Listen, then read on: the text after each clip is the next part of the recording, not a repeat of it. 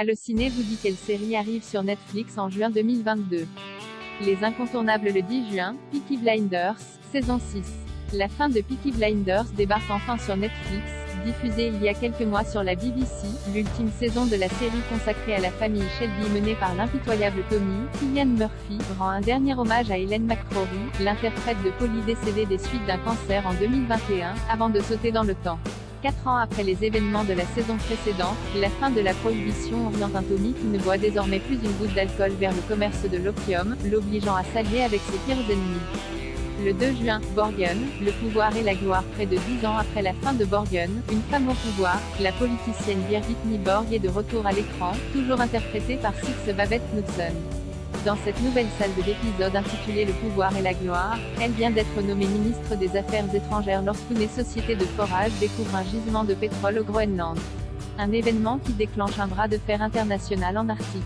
Birgit Nyborg, pourtant chevronnée, doit alors accepter qu'en dépit de sa relation de grand frère vis-à-vis du Groenland, le Danemark n'a qu'un second rôle dans la pièce qui se joue entre superpuissances internationales. Les temps forts le 22 juin, Umbrella Academy, saison 3.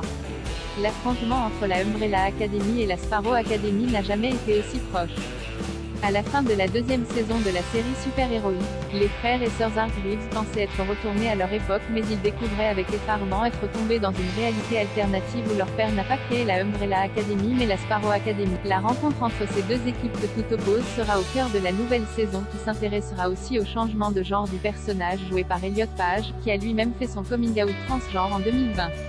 Le 24 juin, Money Heist Korea. Après le succès international de La Casa de Papel, Netflix a décidé d'en faire un remake coréen. Si le principe reste le même que la série espagnole, à savoir un braquage et une prise d'otage spectaculaire menée par une équipe dirigée par un homme brillant surnommé le Professeur, Money Heist Korea a pour particularité de se dérouler dans une réalité alternative où la Corée du Nord et la Corée du Sud sont désormais unies. Une même monnaie a donc été créée pour ce nouveau territoire, mais contrairement à ce que les Coréens espéraient, cela ne profite plus aux riches.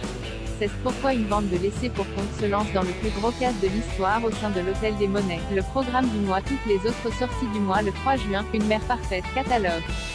Le 3 juin, Green Mothers Club. Le 3 juin, Surviving Summer. Le 3 juin, Mr.